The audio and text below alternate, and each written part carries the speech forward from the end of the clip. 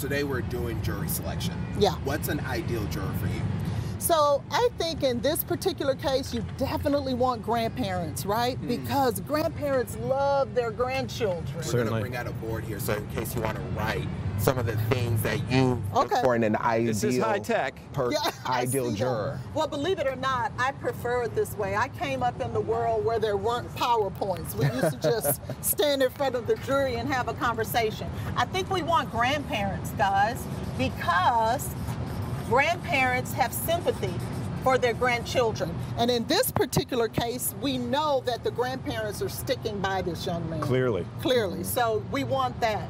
We also want, because we've heard evidence throughout the trial in regards to their business and things that may not have been going well. So we want sticklers. We want responsible people.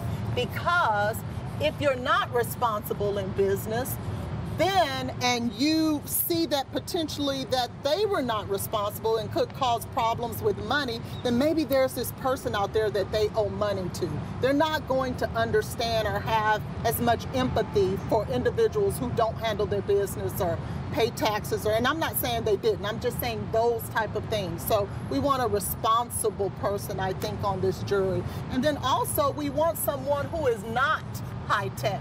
Well, why do you say that, Letitia? Well, for one, remember this whole thing cringes upon this alarm system. Right. Yeah. Right? Remember? I think, to me, that seems like pretty damning evidence. I thought so too. But remember, the defense we saw brought in someone they spent $50,000 on to say this alarm system doesn't always work the way that they say it worked.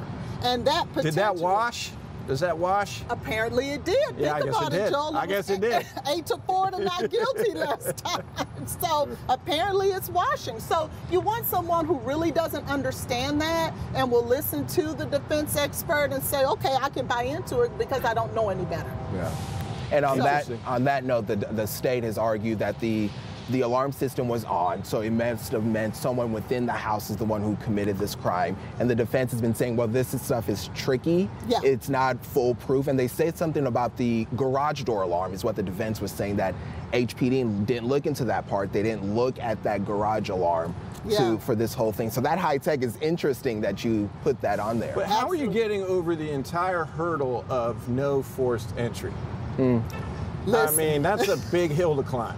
And, you know, when I heard that evidence initially, I was like, that's the nail in the coffin for the defense, right? Yeah. But two hung juries who heard the same information. And what I thought was ironic, in the first jury, it was 4 for not guilty, 8 for guilty. Right. Yeah. And then in the second trial, Swap. an exact swap, you know, so. So is that a trend? Is that just random happenstance? I mean, the defense is, I'm sure each bite at this apple, you're honing your skills. You're seeing where your weaknesses are, what you have to shore up.